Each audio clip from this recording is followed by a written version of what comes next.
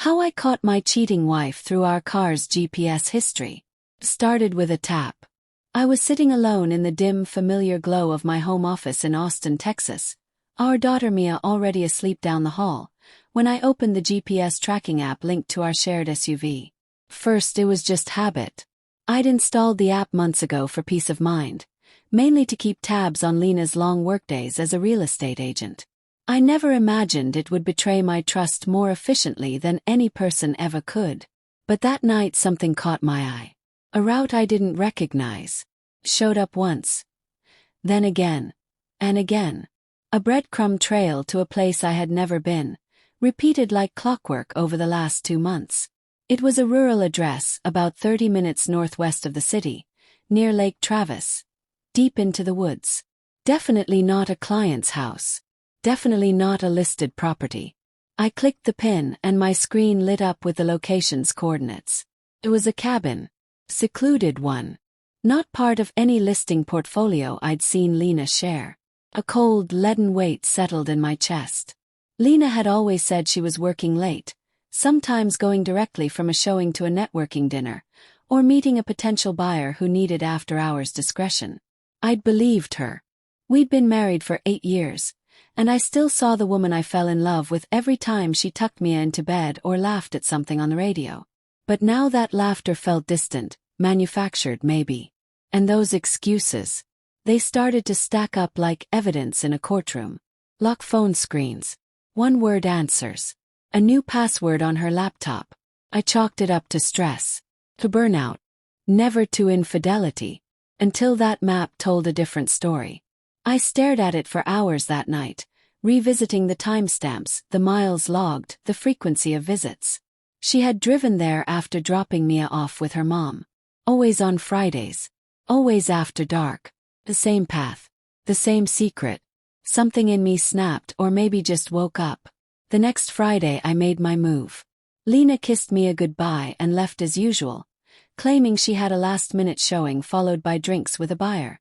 I nodded, pretending to believe her, then waited 10 minutes before opening the app and tracking the SUV in real time. Sure enough, she took the same turns, the same backroads, and headed straight for that cabin.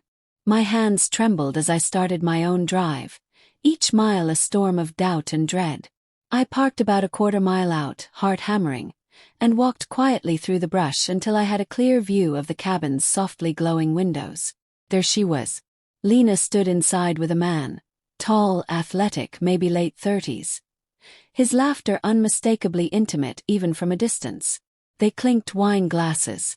She leaned in close. Her hand touched his chest like it belonged there. It wasn't a business meeting. It was an affair. I recorded what I saw. Not because I wanted to. 'Cause I had to. When I got home I didn't sleep. I didn't cry. I waited. The next morning when Mia was out of earshot, I showed Lena the video and the GPS logs. Her face drained of color. She collapsed into a chair like gravity had doubled. And then the truth poured out. His name was Mark, a fellow realtor she'd worked with on late-night tours. It started as harmless flirting, she said. Then wine. Then meetings at the cabin, rented under a fake name using a burner email. She swore she didn't plan to fall in love with him. She claimed it wasn't about Mia or me. It was about feeling alive again. I couldn't hear another word. I walked out. The following weeks were a storm of paperwork, tense conversations, and painful logistics. I moved into a small apartment and took Mia with me, wanting her world to remain as stable as possible. Filed for divorce. Lena begged. She cried.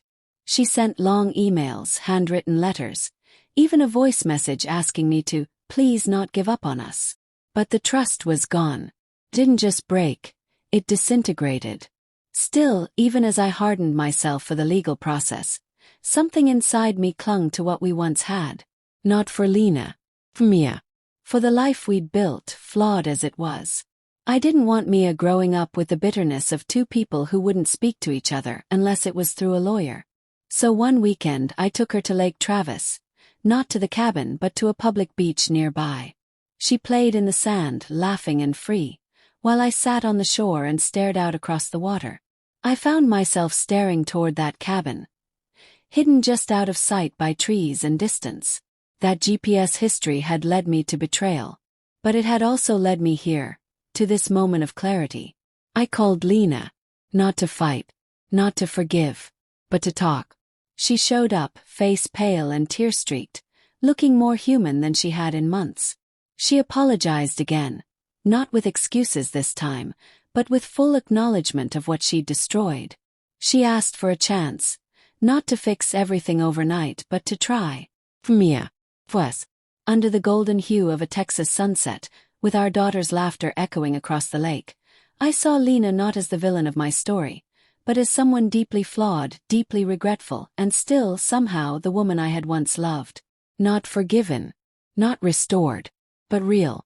I told her I'd agree to counseling, not as a promise to reconcile, but as a lifeline. Mia. For closure. For whatever the future might hold. As the sun dipped below the horizon and cast its final warm rays over the water, I realized the GPS didn't just uncover a lie. It rerouted my entire life. And maybe, just maybe, it brought me to a place where healing could begin. Even broken roads can lead to meaningful destinations. You just have to be willing to drive them.